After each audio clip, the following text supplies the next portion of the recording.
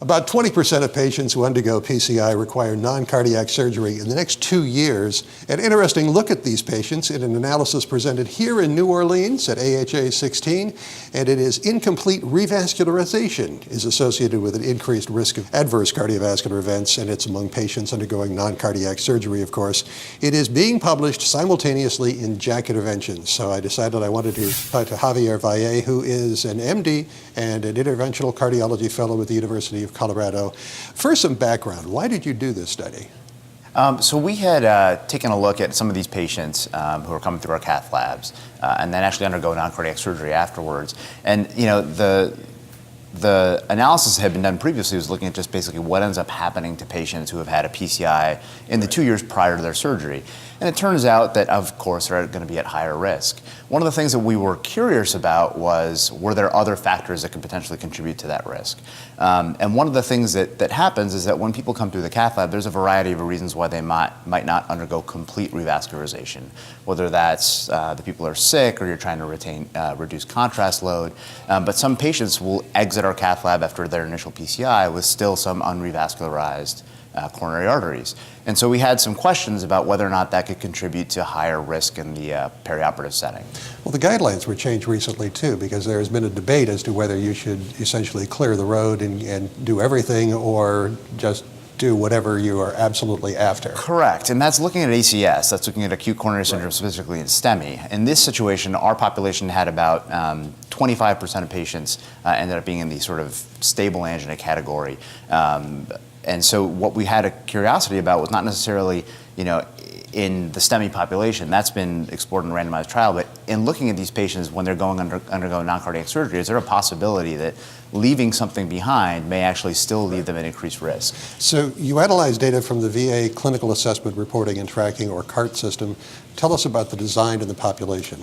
Sure, the population is basically the entire nation of veterans. So the VA is one of the largest healthcare systems in the United States, and our patients are very unique, but they do represent a fair amount of cardiac disease. So we looked at this patient, the patient population that basically underwent PCI within 2 years prior to non-cardiac surgery.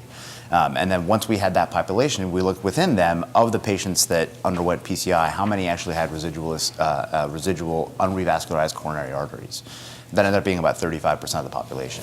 You ended up looking at like 12,500? Correct, yeah.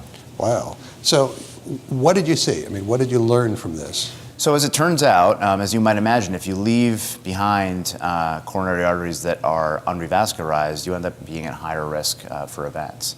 And so there ended up being about a 19% fold increase in the odds of major adverse cardiac events in the perioperative period. It was really driven more by myocardial infarction, so basically heart attacks immediately following, within the 30 days following surgery. What was interesting is you saw like a dose-response relationship between residual syntax score and risk of adverse events. So what we ended up seeing is that with each increasing artery that was left unrevascularized, the risk of an MI, or risk of an event, increased about 17%. So that again kind of goes towards the idea that while we have an association here, this dose-response effect is really suggestive that something could clinically be happening here. Now, you can't always see the future, but as I said at the beginning, about 1 in 5 PCI patients will go on to require non-cardiac surgery within a couple of years. So what's the clinical lesson to be gleaned from all of this? I think it raises a few questions. Number one, do we need to really be more aggressive about revascularization in patients, in the patients that come to our cath lab? And then when we're looking at patients who undergo non-cardiac surgery, how aggressive do we need to be as far as evaluating them for residual ischemia? So our proxy is basically our angiographic evaluation of the coronary. So if we're looking at it and saying that's probably 70%, that's significant. That we know from prior work that's been well established that may not be an ischemic lesion, but some of those most likely are. And so looking for those ischemic lesions before people undergo non-cardiac surgery in a little bit more of an aggressive fashion may be something that we need to look at. So will you change how you handle patients based on this at all? I think so. I mean, I think, when I have a patient who I've performed an intervention on and I'll look into sort of what they have as far as residual disease, I may not be doing a PCI at that moment in time to completely revascularize them, but I would think about, completely revascularizing them before sending them to surgery. Oh, terrific. And this is a paper that was presented here at AHA 16, and it's going to be published simultaneously online and eventually in JACC Interventions. Correct. And for those of you who would like to see the rest of our coverage, please check out CardioSource World News and CardioSource World News Interventions, where I'm Executive Editor Rick McGuire.